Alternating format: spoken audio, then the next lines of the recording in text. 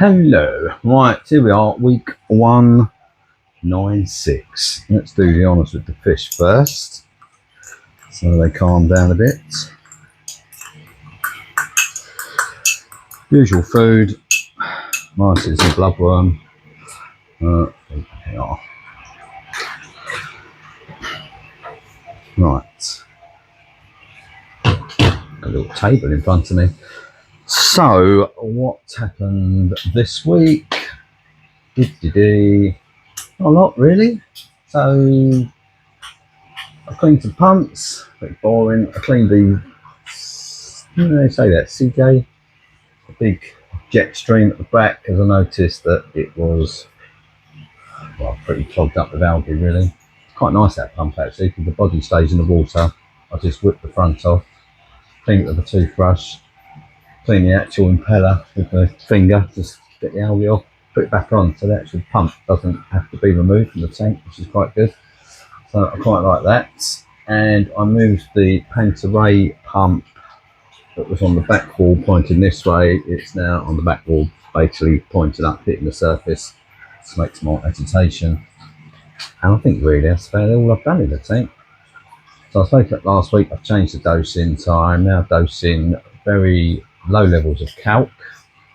I'm just topping it up once a week basically. So this is Monday, water change sort of maintenance day, so I will top the kalk up. And I can't remember, I'm using a scoop. I'm putting much less than I used to put in actually. I put in 2 little scoops and then I'll leave it for the rest of the week, and the bulk of the alk is going in via the sodium carbonate, which is in a 10-litre container just being dosed in. Nice and simple. Everything seems to be happy. Oh, the only other thing I did do, which I've noticed there's less sort of particulates in the water, is excuse me, I turned the feed to the skimmer up. So if you remember, I turned it down to like 40%.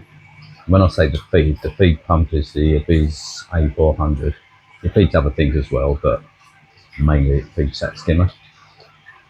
So I turned it down to 40, and it's very hard to visually tell the difference between being fed at 40% and it's now being fed at 80%. But what I've noticed when it's gone up to 80%, that's the highest I've ever had it, is there is a marked reduction in particulates in the tank, and I think it's actually pulling my nitrates down as well. So I will test them again today, but it's definitely trending downwards. So I want to make sure I don't trend it too far down. But yeah, so it's definitely made a difference. 80% seems a lot to run. I mean, it's a B400. I mean, it's plumbed really badly. It is plumbed really badly. So it goes instantly into a reduction. As soon as it comes out the top of the pump, I've reduced it because I wanted to use the existing bulkhead in the sump, which was only 32 mil. So I reduced it straight down. So really, I probably need to replumb it at some point, because even though it runs, it runs at 80%, it's pulling, I think, 200 odd watts, and all it runs is a skimmer, 2 UVs, and a little tiny satellite tank. So it's a bit of a waste of energy really, and it's making the pump work harder. So I might just remove the whole pump out of the sump and replumb it. And that brings me on to this in front of me. So I have, I think you remember months ago, I bought this crate because I want to change the sump downstairs. I was going to do it before I set all of this spawning stuff up, but setting up new tanks is just more exciting than plumbing in crates. So I did all that first, but now I've slowly come back to, I'm kind of ready to plumb this in. So this is just I think it's a 200 odd litre food safe crate, which you can see it's just a big empty box. So they're nice and easy to drill. So the only thing if you use these is they bow. So when they fill up with water, the sides bow. So if you can, try and plumb it. If you're going to drill for it with bulkheads, which is what I'm going to do, try and do it on the short side because it just bows less and it gives you more or less trouble with the bulkheads when you put them through. But other than that, they're pretty easy to use really. I'll put it on a mat. So this is going to sit under there, that end of this garage is a wooden floor which I'll put in so I can drill through the floor and plumb this down into the sump. So I have got, so my thinking is the feed is just a 25mm bulkhead, and if you look there, so that existing ball valve which feeds that small tank in there, I will just take the top of that ball valve off with new plumbing that comes up into this basically. It's nice and simple. And then I'll just use a bulkhead to feed into this. And then I've got two of these which I will just fit in there. I've got one will be the main drain and the other is just going to be emergency should that ever block. And then I've got, to control the drains, I've just got two simple ball valves, and then I've just got two 32mm bulkheads for these to sit on basically. So they just sit in the tank like that, and then it will go down into the sump. So that doesn't solve the main problem with the sump's not big enough, but the idea is I will get that up here, and then I haven't quite decided, so when I put that feed into here, it goes, so that's the inside of the tank, so that's my feed. I might just tee off, and from this side of the feed I might bring that other tank up which is down there and put it next to this, so it'll go into that and into that, and then I can feed that tank back into that, and that allows all of that tank to come up. I either do that or I'll just put the contents of that tank in this crate. I haven't really decided yet, but whatever's down there is going to come out, and then I'm going to buy another one of these crates and I'll put that down there, and what are now externally running, the two A200 pumps, they will sit inside this, well not this, but inside exactly the same size crate. And then I will add that additional capacity to the sump. I will run the level down there low so that when the pumps go off, I probably give myself 100, 150 litres extra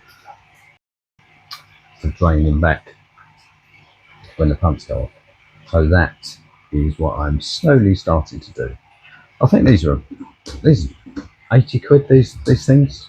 So they get quite a bit for your money really, so they're pretty simple. Like I said, the only downside is with them is they bow, because the sides are, even though they've got this ribbon on them to sort of stop it bowing too much, they do bow. It's not necessarily a problem, but if you are putting bulkheads in and it bows, it just can make it a bit of a pain. But yeah, so that is what I am tending to do. I was going to start it today, but I'll see how long all this other maintenance stuff takes me. I might just drill the bulkheads, fit them. I've got to clean the space because I need to sort out all the rubbish under this tank really, because a lot of it doesn't need to be in it. Just get lazy and throw it under. Yeah, so that is my thinking. So this is a sort of tank that allows me to remove what's down there, so I can get in and work on it, and then put another one in. And then I am toying with the idea of either having this as a frag tank, because I can access it, it's not massively easy to access, or I might have it as a refugium, which never been keen on refugiums to be honest, never been keen on running them, but because of my constant battle with pH in this room, I thought, well, maybe a refugium would work. and make it a lot easier because it'll be tucked under there. I can black it out really simply, just do reverse light cycle and see whether it works. Basically, just see if I can get some clean chlorpra or keto. Yeah, that's my thinking. Oh, and the other thing is, I remember months ago, right, when I was setting this up, I said I've got the lights for the radions. I've got the light arms. I couldn't find them anywhere. Like literally searched all over. So I went searching for like just odds and sods of bits of plumbing and stuff to start this, and I just opened up a bag and voila, look what I found in the bag. I found the light bracket. So it's amazing, isn't it? I mean, it was pretty much in full view. So I have no idea how I missed it last time. I might have moved it without looking in it. I don't know. But anyway, it's always the way, isn't it? You go looking for something else and you find what you were looking for previously. So I was actually looking for a 20mm ball valve and I couldn't find one. I know I've got some somewhere, but anyway. So yeah, so that's it. So the next, I don't know, few weeks, I'm going away at the end of the month. So I'm not going to do anything major before I go away and leave the tank for a week.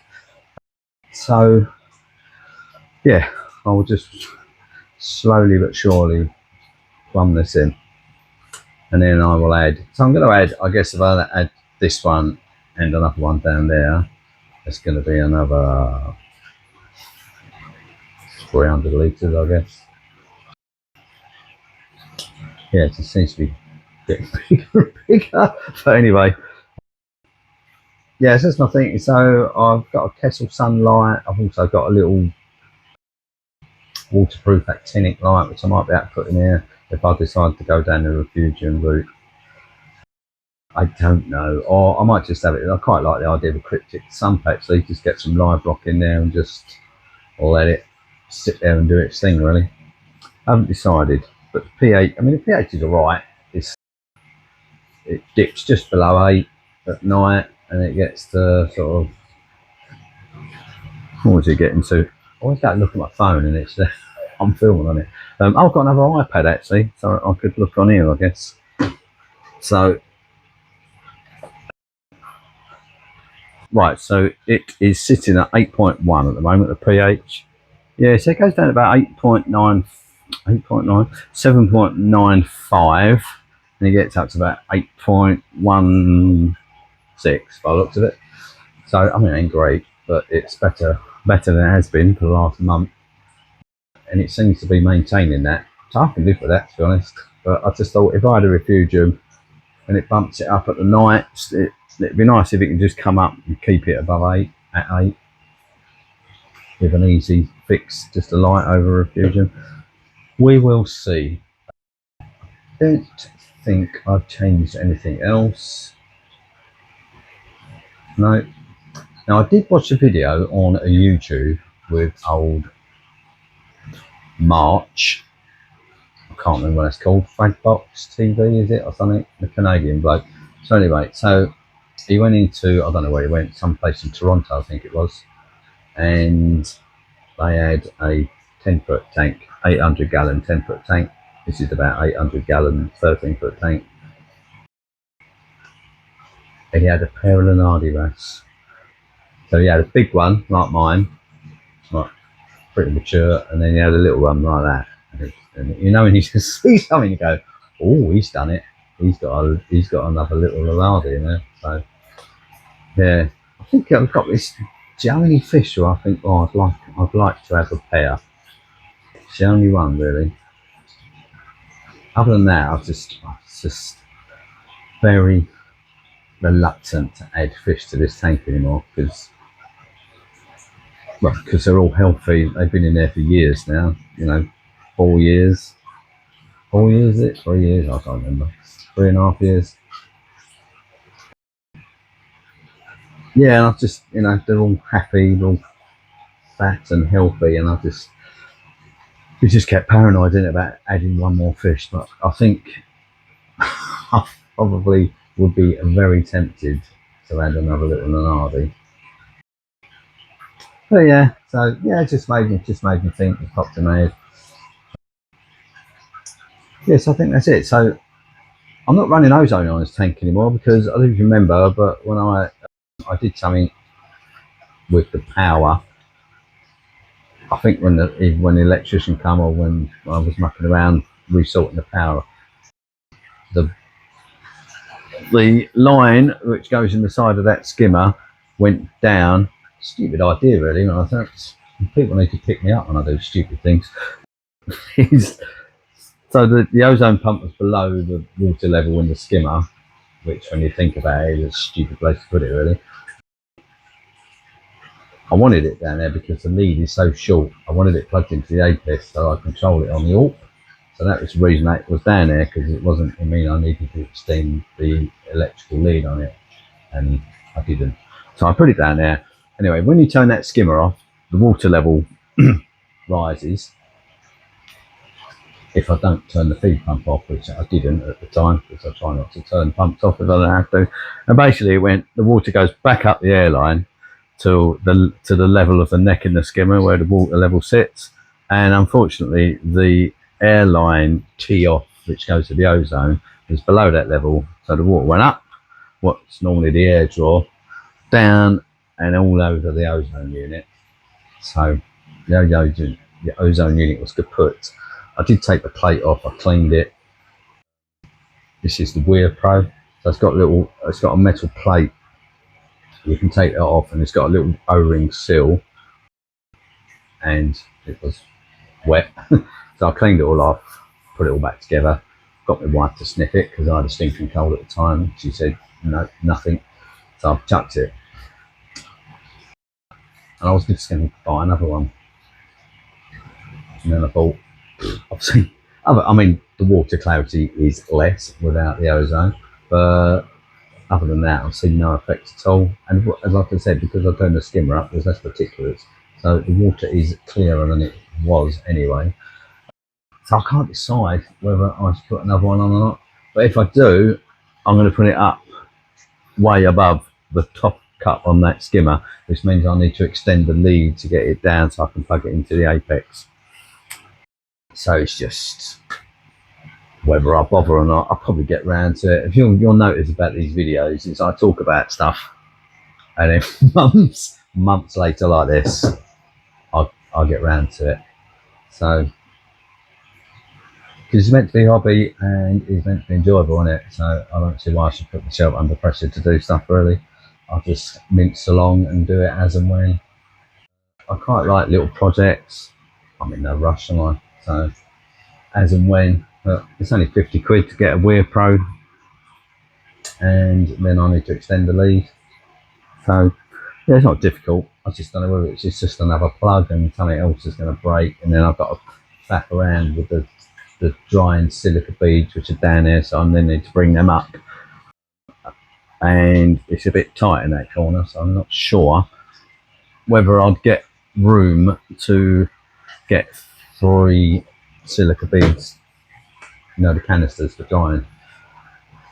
So I don't know. So at the moment I'm going to leave it, because other than a bit of water clarity, the tank looks fine, really. So the other thing I did is I came out the other day and I remembered, so when the sparks came and when the power went off and that inverter wasn't working, I changed lots of plugs around, and the 2 main return pumps for this tank I took from down there and I put them up here on that temporary extension lead behind me. So I've had all of that done down there, and I'm flicking it off and I'm checking it, going, oh yeah, it's good, all feeling safe. So if I have any power cuts or anything, I'm good. And then I came out the other day and noticed that both the return pumps are still plugged in up here. So if the power went out, they would have gone off anyway, because they wasn't plugged in what's backed up. So I did that a few days ago, just turned them off one at a time, rerouted all the plug, and it's now back downstairs. So fingers crossed I won't have a power cut anyway. So I think that's it, guys.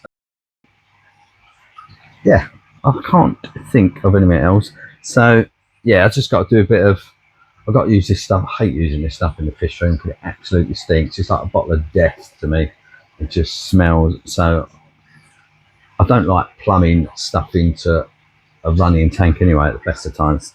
So what I generally do is I do it really slowly, a few joints at a time, and I'll leave it for days to dry out, and then I'll flush the whole thing through with either RO or tap water before I put any of the actual water that's from the tank to circulate through it. Check for leaks as well, obviously. But yeah, it's not something I enjoy doing really. But such is life. We always add bits, don't we? After. So I was just trying to think if I've done anything to this tank. I'm adding nitrates and phosphates to that tank now because I did a whole raft of water parameters on both tanks manually, and my Trident still not working. I don't know what's wrong with it. It's just been like that for weeks now. It just doesn't measure the calcium, or well, it won't get past the calcium. So it'll measure the alk. It has a failure on the calcium, and it doesn't go on to measure the magnesium by the looks of it. So I mean, I've cleaned it out several times. I've taken the the little manifold out, cleaned the line, flushed the lines. I've factory very booted it. I've taken it offline, put it back online. I've sat there and watched it. It all fills up. It all drains. Everything seems to be perfect.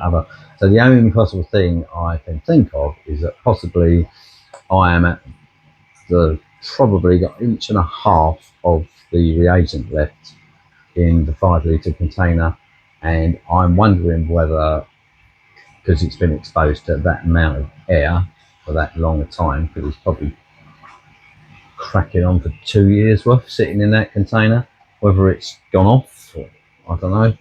I can't really think of it now. So if I buy them again, which I probably will, because that's my next thing to do, I will buy another set.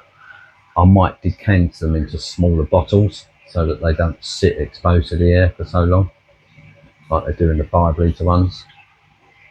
Might work, might not, might be nothing to do with it, but that was just, I thought it was worth a try, because other than that, I'm all out of ideas. And I don't know what I'll do with it. I'll probably chuck it in the bush and get another one. Yeah, so I was talking about something else. I was talking about that. Yes. Yeah, so I am now dosing phosphates and nitrates on there because I tested it, both were at 0, and the colony which spawned is looking decidedly white, and I was hoping that if I get the nutrients up a bit, I've taken nearly all of the algae out as well that was growing in there. That makes me think about, like, if I did a refugium, I could literally take one of those rocks and put it in here and grow that, whatever that is, because it grows at a great rate of knots. So even things like that, I look at that and I go, right, that's live rock. What's on it? Is there any ick or anything on there which is going to just nuke this tank? So even that, I can't just, in my head, I can't just go, oh, I'll get that rock, I'll put it in here, and I'll put a light over it and grow that algae. My head's going, I'm going to need to take that rock, I'm going to need to set up a separate tank, and I'm going to have to leave it in there for 3 months, completely isolated with no fish, before I'd even consider putting it over here. So nothing's easy, is it? There's probably nothing wrong with that rock whatsoever, but I'm just paranoid about taking the chances.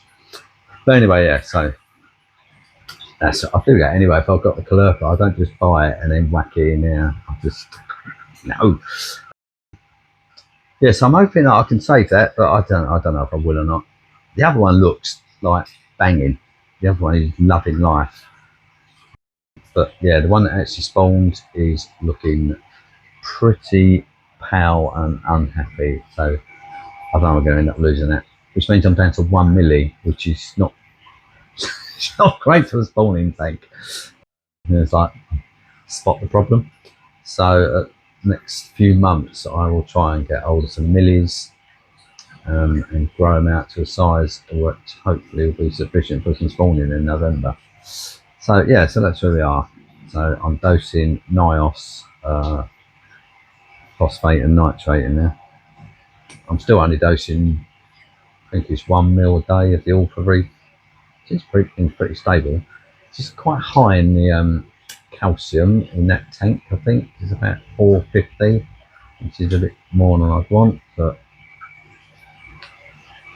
I could do some water changes. But the other thing with that, it's a pain, to be honest, because it runs, so the temperature of that tank, because it's running in the Australian summer, is 28.3 at the moment, that tank. And because it's a small tank and my water sits at about this time of year 24, 25 in that bin, because I don't heat it, it's quite a big drop in the temperature. So I don't do that. I don't do as many water changes. Maybe in the summer it'll be different. Right, I think that's it, guys. I'm rambling. So yeah, that's it. I will see you in the next one.